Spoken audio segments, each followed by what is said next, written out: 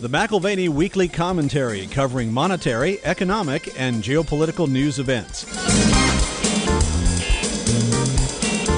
Now here are Kevin Orrick and David McAlvany.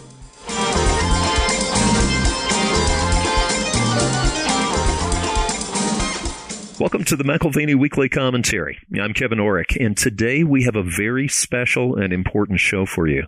First, we'll discuss how the metals markets have broken through key triggers. We see gold this week in the 1300s. And, for the first portion of the show today, we're going to have our numismatist of 35 years with us again, Drew Kroll. Drew is here to keep us up to date with those key triggers in the precious metals markets and to highlight some of the strategic movements that we've seen, and actually to let us know what to expect from here. Now, geopolitically, instability continues to be on the rise, especially with the North Korean missile tests that flew over Japan earlier this week. This ties very closely to the reason for the second portion of today's show. After we talk to Drew, we'll be talking to David and Mary Catherine, his wife, and they'll be discussing the importance of learning from the mistakes of history. The two of them will join the commentary from Germany to discuss the importance of intentional travel. As fallible people, it's crucial that we learn about the mistakes that we've made in the past that are taught by history, so that we hopefully can avoid many of those mistakes as we move forward. We see a dictator, again, this time it's in North Korea, with a lack of care for human life, recklessly threatening millions of lives. That's not that unlike some of the history that happened in Germany. David and Mary Catherine were experiencing some of the history of that and have observed some of that history. But, before we get further into today's show, we really must mention the tragedy of Tropical Storm Harvey and the destruction it's caused. Our fervent prayers go out to those affected by the storm. I know we have a lot of listeners down there and people who have worked with us in the past. We know that many are seeking shelter, those without homes, and the brave men and women who are working to help others in the region. And we invite and encourage our listeners to pray for those in the path of the devastating storm.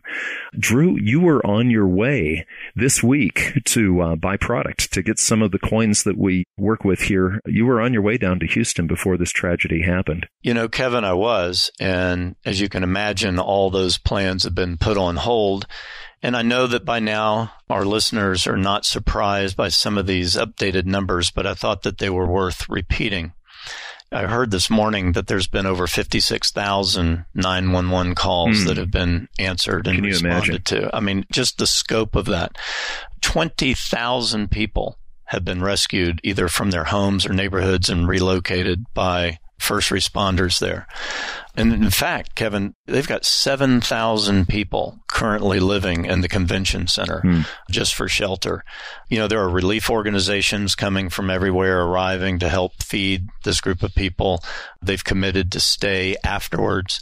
But we learned from Katrina, this is not weeks or months. This will be years in repairing. Yeah, it's the rebuilding of the infrastructure. I mean, right now, the critical thing is to save people. But the rebuilding is going to take a lot of time, a lot of resources. Well, we've just never seen anything like it. This sets an all-time record for rainfall in the continental United States. I think when it crossed over 49 inches, and they're supposed to even have more, it's historic numbers. Well, we certainly do remember you folks down there, and our prayers are with you. Drew, a lot has happened in the last few weeks. To the metals markets, we've had geopolitical triggers. We have moving average triggers that you've talked about the couple of times, the last few times that our clients have actually heard you speak. You were pointing out last year about this time that the 65-week moving average had turned up for the first time in 4 years. And you made predictions from that point, not because you are a prophet, but the 65-week moving average actually does a lot of the math for you. And we did a second show. We did a show last fall letting people know that the turn had come in.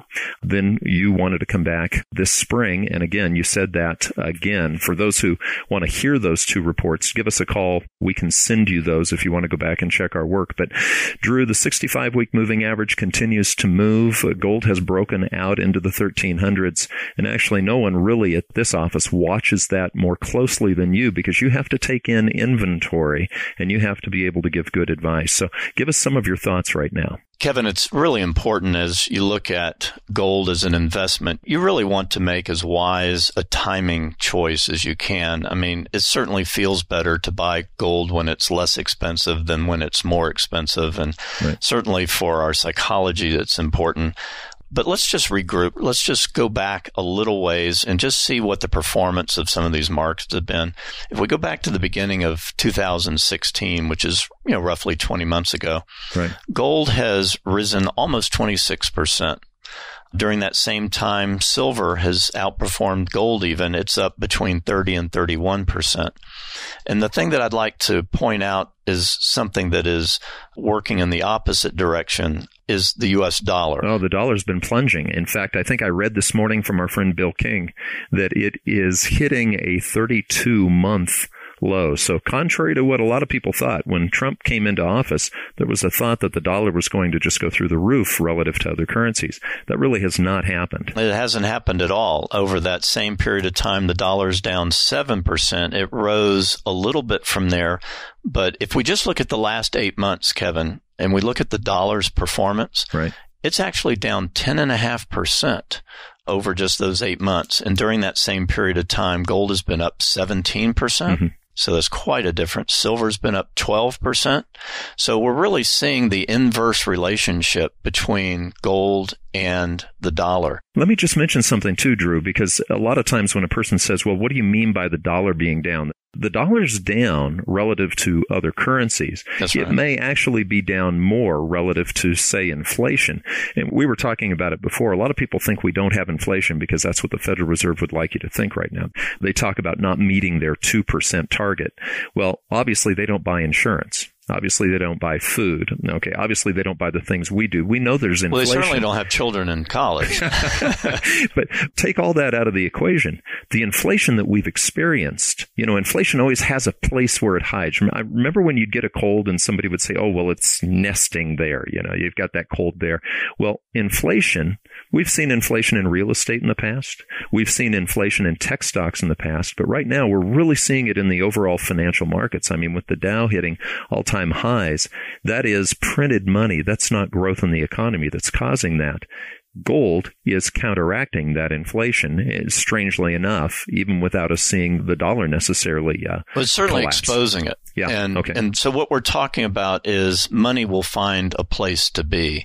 And when you're creating money out of nothing, like we've been doing for decades now, and the debt that continues to spiral and escalate to the point where the debt has now exceeded our GDP. It's 103% of our GDP. And Kevin, we tell people things like this, like no country in the history of the world has ever recovered from that tipping point. That we've never come back from that. But what gold is doing on a regular basis is just letting us see kind of in a reverse mirror way that as the purchasing power of the dollar continues to diminish, the purchasing power of an ounce of gold continues to rise. And so when you ask me about what is the tipping points or what are the chart points and that kind of thing, what we're seeing right now is the convergence of a number of different indicators telling us that gold is doing its thing again. So we have re-entered, as you brought out last year, we have re-entered the bull market in gold. We took about a 4 or 5 year break from it, but it certainly didn't kill the bull market. Drew, I want to bring this up because you get a chance to see the buying patterns of Americans directly. You go to Europe for a lot of our inventory. You go around the world. But actually, we see the premiums on, especially the older coins, go up and down based on the buying patterns of Americans. Now, we know from the U.S. Mint's numbers that American buying after the Trump win, American buying of gold, and probably silver as well, dropped. In fact, I know for gold, the U.S. Mint said that it dropped by half. It was half as much as last year. Yet we see gold going up. We see China, India, Turkey, Russia, they're buying more gold than any time in history. They're buying everything that's mined. So we see in the East the buying of gold, yet here in America, there's sort of a slumber state. People seem to just be sleeping right now. And premiums are hitting lows that we really haven't seen since 2001. That's absolutely right. Sometimes it isn't what's happening today as much as it is the perception of what's going to happen tomorrow. So when you mentioned the election, I think that there was a perception that things were going to be more calm or more organized or a better environment for the economic and social well-being of America. And so the heightened alert, so to speak, that would bring people into the gold market was diminished considerably. But since the last number of months have gone by, it's become apparent that no one person can fix this. I mean, we've gotten into a situation where things well beyond the control of a person, a Congress, a group of people are going to fix our problems. Well, you were talking about debt to GDP alone. Trump's not going to be able to come in and fix that. There's really no person ever that could have done that. That's absolutely right. And gold is just letting us know that there it sits. We've encouraged people for so many years. It's not the price of gold that is terribly relevant. It's the purchasing power of gold ultimately that matters. Right. And no one has ever gone broke owning an ounce of gold, whereas with paper assets, you have to be pretty vigilant or you can end up losing everything at times. Well, Kevin, there's also this misconception that I can buy gold anytime I want. And let me just remind our listeners of one pertinent fact. There's less than 3/4 of 1 ounce of gold per person on this planet. So you just can't, in a crisis, just step up and buy whatever amount of gold you want. So we've been trying to encourage people to prepare for the future. Well, and I've been on the other side of the fence, Drew. You and I, we've had pretty strong discussions in the past when I've had clients who were calling and wanting to buy gold. I think of 2008. Okay, I think of times in the 1990s, but I especially think of 1989-ish, where people were lined up to buy what we had, and we didn't have anything to offer. You were looking diligently to try to find something for our clients. So you're exactly right. The difference between buying a paper contract of gold, which outnumbers the physical gold by about 500 to 1 at times, is very different than actually owning the physical product, which, in the long run, isn't it better to always own the physical? Absolutely. Let me just bring up one final point in our consideration of gold. There's an opportunity right now, Kevin, that doesn't happen very often. You mentioned 2001, and I'd just like to address what we're looking at now in 2017. We're on the back end of a 4-year retracement in gold, which discouraged buyers from coming into the market. Right. Over that period of time, because there was less buyers and more sellers, we'll say, the premiums or the value of certain coins have diminished relative to their price of gold. So we're looking at something that is not historically without precedent, but there's only been one other time, and I've been at this since about 1970, one other time in my memory, and that was 2000, 2001, where this sort of opportunity presented itself to investors. Right. It's a great time to buy because I remember those who bought in 2001, they thought, wow, it's amazing. We bought coins that had collectible value at almost regular bullion melt prices. And that's sort of what's happening at this point. What's a double play, Kevin? It's not only buying gold at a depressed price, which we are because it's been in a 4-year retracement, but we're also buying it at reduced and compressed premiums. Right. So when you get the gold price moving up and the premium price or the premiums expanding, you really do have a remarkable return on your investment. Well, Drew, before I move on to David and Mary Catherine, let me just ask you, the 65-week moving average has been making very, very accurate predictions as to where gold will go. Now, we try not to get into the prediction business on this show, but we have gone into the 1300s at this point. We've clearly broken the resistance there. I know as we have private meetings here at the office, oftentimes you'll tell us the next level to look for. And I think you had mentioned to us that we're looking for the high 1300s on this move before the next correction down. And the next correction down probably won't take us much below 1325. Is that correct? It is. In all my study of the 65-week moving average, it really is not soothsaying, Kevin. It's more math than anything else. So if the 65-week moving average is going to continue its uptrend, then certain numbers have to come about in that average to keep it intact. Well, to keep it moving up. Right. So within 4 weeks, just given the math, 4 to 5 weeks, we should see gold between 1375 and 1390. Now, we may get a breather after that, but any major up move has usually 2 parts. We're seeing the first part now retesting the old high cyclically of 1375 to 1390.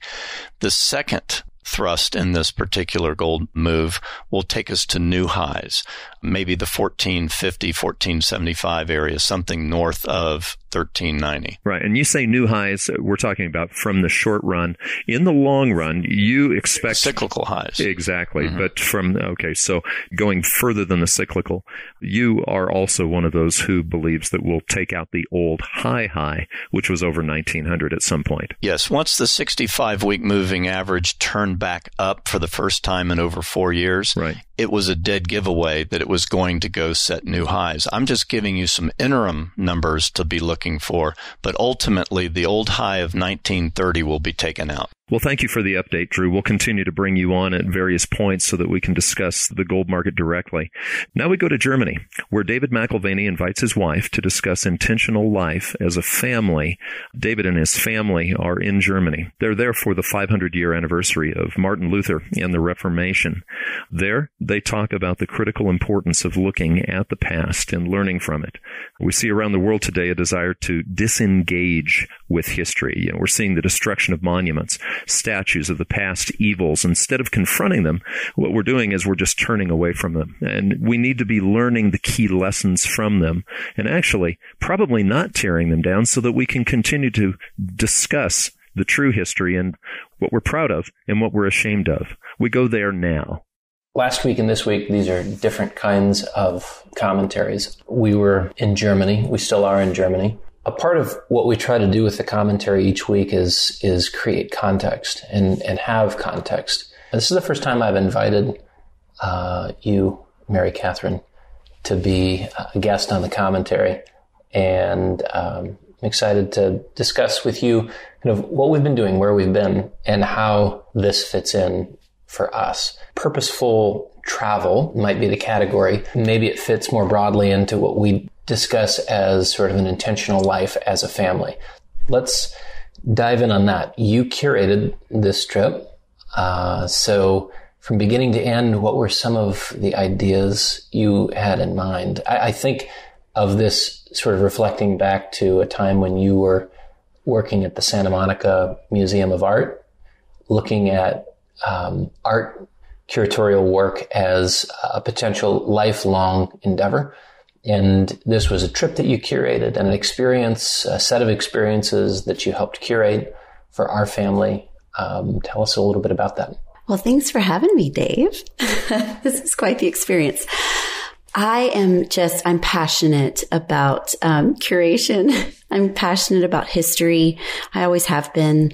This was such a great opportunity for me to put together and bridge places in our study of history. Since we homeschool, this offered us this great opportunity to say, okay, we've learned about these places throughout history. We've learned about Roman history. Now let's go visit the Roman ruins in Germany, of all places, and really understand that context. Let's look at medieval history that we've studied in Germany and really go visit some of those places. That was so fun for me to think, okay, so we have 2 weeks. What can we do? How do we make this memorable for the children? How do we bring history to life and teach them worldview along the way? How do we talk about, we went to visit some Martin Luther sites. So how do we talk about Martin Luther? We went to visit the former German Democratic Republic. How do we approach that when we're visiting the wall? How do we talk to the kids about that? This was so fun. This was a great opportunity for that. Right. You mentioned Roman history, and Trier has the largest Roman baths. They were at one time the largest Roman baths, and outside of Rome, this was the largest Roman city in the world. That's right. It was considered the second Rome. It was that large. Well, stories, you can tell us about the importance of story and kind of how you think of that.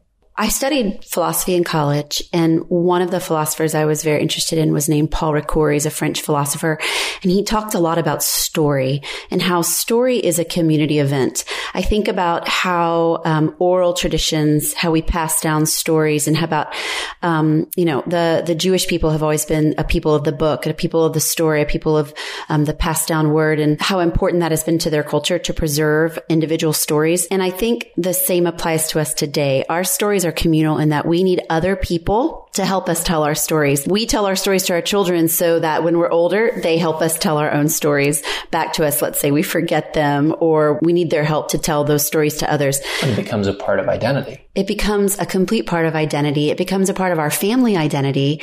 What I love is that we've been very intentional. And I feel like in this case, we have created dinners where we have decided that we would stay in villas and small apartments and little houses here and there where we could fix our own meals in the evenings and in the mornings, so that over breakfast and over dinner, we have this great opportunity to share stories. We love to hear the stories that grandparents have to tell us. So we invite David's parents to share their personal stories with the kids. That's been very important on this trip, was setting a stage where stories can be shared and remembered amongst our family. We went to Buchenwald, which was a really interesting experience with an 11-year-old, an 8-year-old, a 6-year-old, and a 3-year-old. Right. And, these are different kinds of stories, not just the stories of the people that we're with, but also stories of the places that we went and stories of people that we'll never know, but lives that were shattered by different historical events and characters. And that too is important for us to create a context for our kids to look at books and see them as a little bit of a keyhole, taking you into a world and giving you access to a world that you might not have otherwise. And to make that three-dimensional, to bring it to life. There is a face to evil and there is a face to good. And I asked our oldest what he thought about going to Buchenwald, going to Wittenberg, and comparing the two. And it was interesting. He said, there's these two people who have changed the world.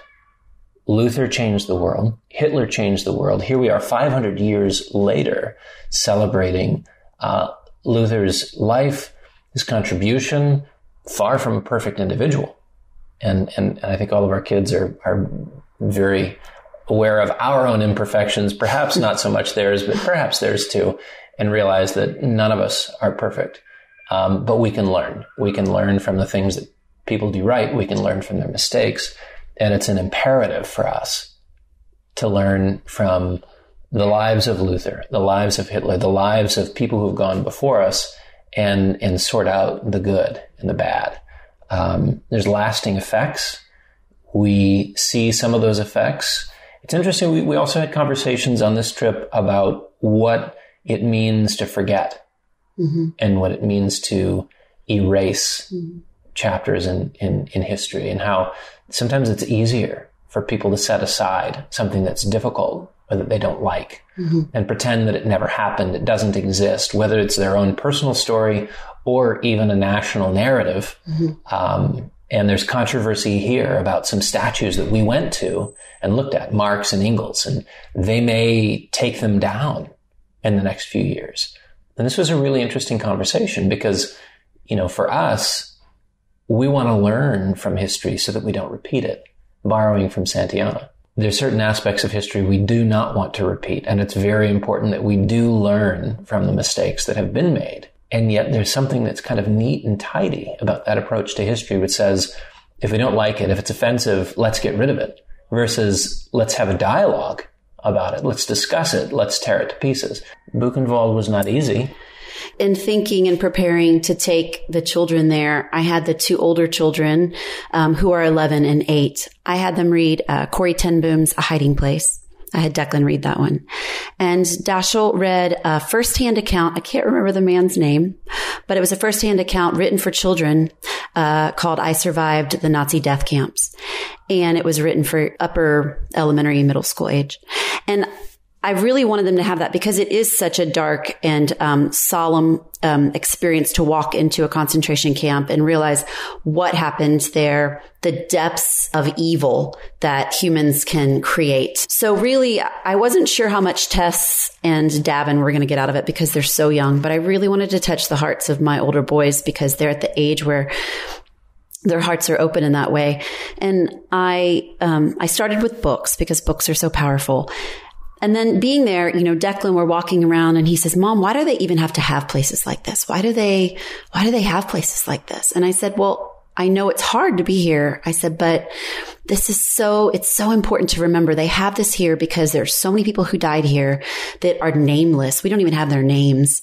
It's powerful to remember that humans did this to other humans and that it can be repeated again, and that we have the power within us for good and for evil. And we need to be people who choose the good and choose to do the right thing, even if it means ourselves losing our lives. And that was a great opportunity for us to bring up the fact that Dietrich Bonhoeffer had been at this camp and that Elie Wiesel had been at this camp. In fact, there were priests who had been crucified upside down at this camp for standing up against Hitler and saying, what he's doing is wrong. And it was a great conversation, a spiritual conversation I got to have with my children, that it's okay to do something difficult and to stand up for what is right, even if it means that you may lose your life.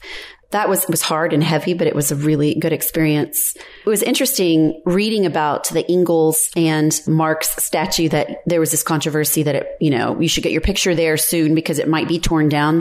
And I thought that's really sad that we're so scared of something. We're scared of the influence that a statue might have on people to do wrong, instead of saying, well, how can we use this statue to teach people to do right? One of the things that's really important for me in that is, we have a son who is coming of age and moving from being an older boy to being a young man. And for him to begin to see the choices that he can make in life and where that might lead him, and to see the world from as broad a perspective as possible, but to also see that choices have consequences. Good choices have good consequences. Bad choices have bad consequences. That ties into, again, sort of the themes of what we talked about with Luther and with Hitler, and again, sort of what kind of a mark would you want to have on the world? Sometimes we go through life in a very selfish way, saying, well, what is going to bring me the greatest pleasure? Where am I going to exist with the greatest amount of hedonic reward? But it's not particularly meaningful. Here are two people who left a lasting impact. One, ridiculously evil. The other, remarkably good. And again, in the context of coming of age, I want him and I want all of our kids to see that what they choose matters. It matters. It does matter. So they're not playing some 2-bit part in history. They may play a very significant part in history. They can be world changers, and we want them to think about the world they live in and about their lives and about their gifts and talents and choose wisely. And maybe that's the aspiration of every parent. For us, purposeful travel ends up being an expression of sort of training towards that end. I'm passionate about purposeful travel, and I really want to encourage grandparents and parents and aunts and uncles and even friends of the family that might be traveling with a family to create purposeful moments where you can share glimpses of what can be with each other, to be able to share with our children how important their ideas are, and that all ideas have consequences, and that all choices have consequences. That is powerful in itself. But then for them to see that lived out in other people that we meet along the way, other people's stories, that's where it takes on tremendous power, I feel like, and it can inspire them and can train them. Well, and then, it's interesting you mentioned that, because a few years ago, I took the boys to Normandy, 70th anniversary of the Normandy invasion. And, a place where so many people had died. We were there, and to watch the kids on the beach and to watch them run around the hills, there was a certain redemptive feeling to it. Almost like, yes, this place, which we remember as a place of death, let us not forget what occurred, but let us also look ahead and see that there is life and redemption. And that's what we must choose.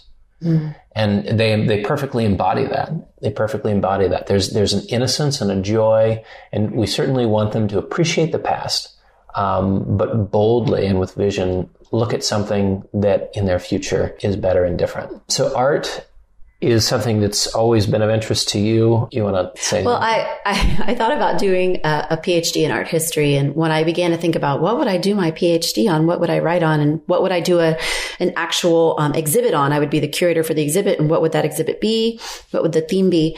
And I started thinking about art of confinement, the art that comes out of times of confinement, whether that be in a prison. I started thinking about all these different examples. When Native Americans were taken back in the 1800s, they would create art about their experiences of being while they were in the prisons or jails. They would create art on whatever they could find. That just to me was incredibly powerful. I got that sense at Buchenwald too, that here these people are creating these beautiful things out of their need to express their humanity, express their creativity, that there's so much healing that is in that. Just in the act of creating and the act of putting something beautiful out there, that is healing in itself and freeing in many cases. It can actually free your mind. And so I thought this would be a really interesting project and scope to look at because of how vast it could be and how many different cultures and, how many different eras throughout the world I might be able to come up with. Did your interest in the art of confinement tie at all to your experience with your friend in Southern California of Japanese descent who's blind? Her father was an artist. Yes, Helen Fukuhara. I started reading for her. She was through the Braille Institute in California. She needed someone to read for her, and I volunteered, and we got to be good friends. And her father had been in one of the Japanese internment camps in California and was a listed Japanese American watercolor artist, still is. I remember she was an artist. She's been blind her whole life. She makes these beautiful watercolors and collages. It's a different kind of confinement. She's confined by her sight, and her art's beautiful. But then to see her father's art too, he actually would take people in tours back to the confinement camps and then set up en plein air painting exercises for the people to go back and visit the ruins of these internment camps. And in that way, it was redemptive because he's going back to this place where he was interned, but he's also creating art from it and teaching others through it. He was a believer in Jesus and passed that down to his daughter. She was a believer.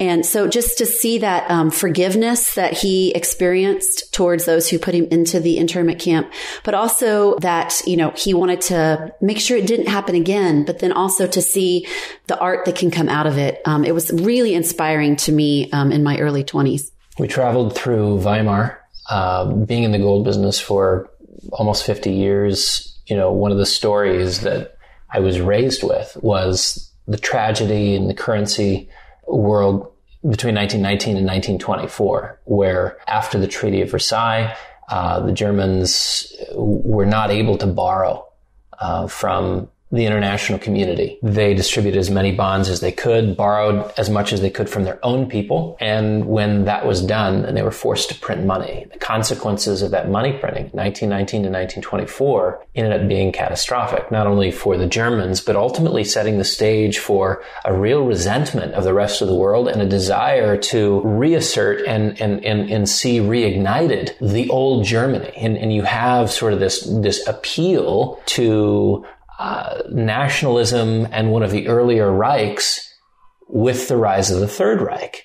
And what was set in motion there in Weimar, as we're driving through Weimar, I'm thinking to myself, this is it. These decisions were made here. The people whose great-grandchildren are living here today, their grandparents, their parents, there's remnants of that history still felt. And again, stories are something that bring it to life, because, it's one thing to think about hyperinflation, what was experienced here in Germany in that time frame, from the standpoint of percentage increases in inflation per year. To say, for a loaf of bread, it might have cost you 500 million, a billion, 3 billion, 5 billion German marks.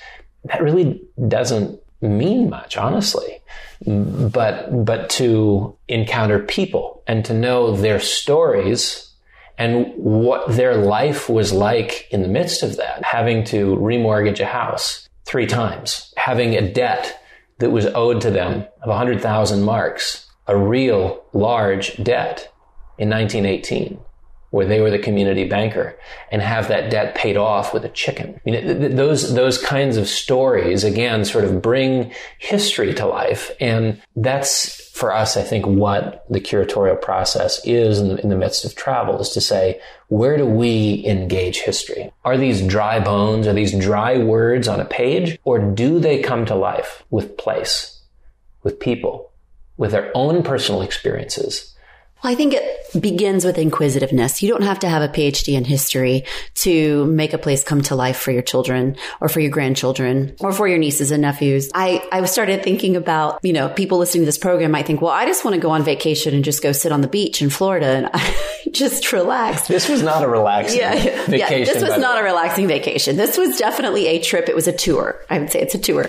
But I still believe that, I started thinking, like, how would I present, different parts of Florida to my kids if I was going to go sit on the beach? And I started thinking about, there's so much history here, right? There's the Native American history here, which was very different than the Native American history of the West. And then there's the Spanish explorers and, the Spanish history that, happened in Florida and, the pirates and the gold. There's so much that can happen there. And, all about the missionaries that came. And there's so much that can come to life over the dinner table, over the breakfast table, while you're driving in a car, while you're walking down the road, while you're sitting on a beach, while you're building sandcastles. I think it's really easy just to start with being inquisitive about a place, have conversations about why is this important? What ideas informed what happened here? These are questions to ask and to talk about with your kids. And then to start bringing in your own history and your own family. And maybe you have roots there. Maybe your family passed through there. There's just so much that can happen when you travel. It doesn't have to be, like I said, this big tour. Just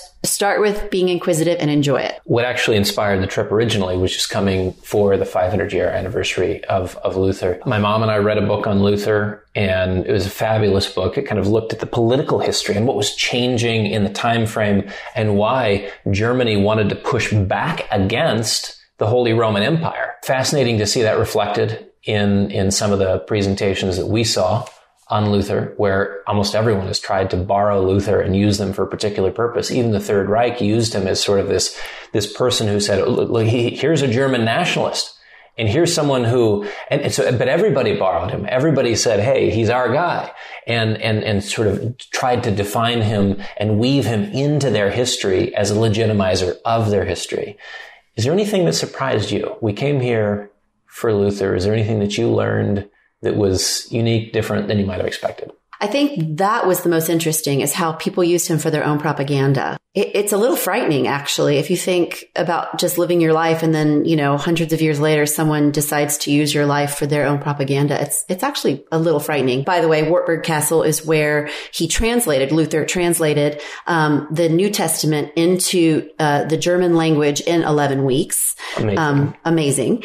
But you can go through this castle, and they had a great exhibit on him. And, they tried to present all sides of him, good and bad. But the whole idea of them using him for propaganda all the way back to the Second Reich, how the Second Reich used him, how the Third Reich used him, how the Soviets used him. Right.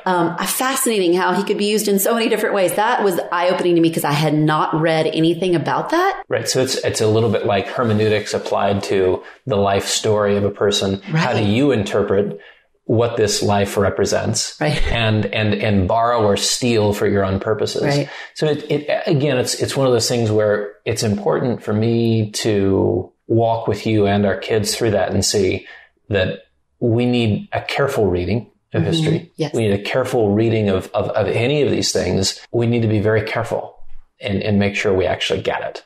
Fascinating to look at current events. We've got an election coming up here in just the next few weeks. Probably nothing will change. People are afraid of what might change if Merkel doesn't come back in.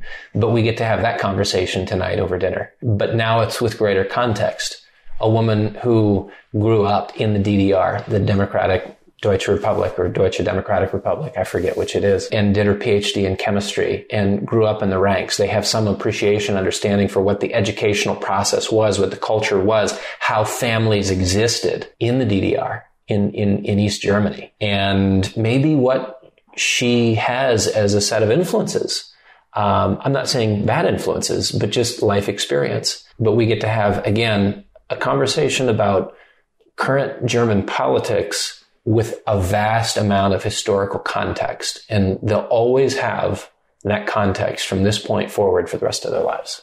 Thank you for listening to today's McAlvany Weekly Commentary with Drew Kroll, David McAlvany, and Mary Catherine McAlvany. You can find us at McAlvany.com. That's McAlvany.com. You can always give us a call at 800-525-9556. Thanks for listening. This has been the McAlvany Weekly Commentary. The views expressed should not be considered to be a solicitation or a recommendation for your investment portfolio. You should consult a professional financial advisor to assess your suitability for risk and investment. Join us again next week for a new edition of the McAlvany Weekly Commentary.